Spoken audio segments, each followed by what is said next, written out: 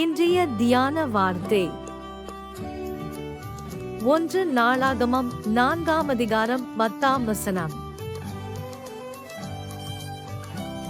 யாபேஸ் இஸ்ரவேலின் தேவனை நோக்கி, தேவரீர் என்னை ஆசீர்வதித்து என் எல்லையை பெரிதாக்கி உமது கரம் என்னோடிருந்து தீங்கு என்னை துக்கப்படுத்தாதபடிக்கு அதற்கு என்னை விலக்கி காத்தருளும் என்று வேண்டிக் கொண்டான்.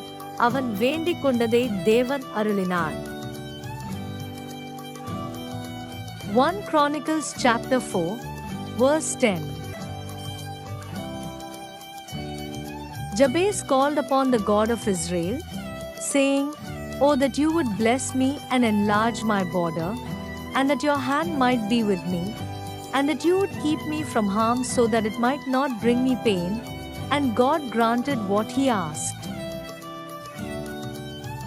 இயேசு கிறிஸ்து உங்கள் அனைவரோடும் கூட இன்றும் என்றும் இருப்பாராக. ஆமென்.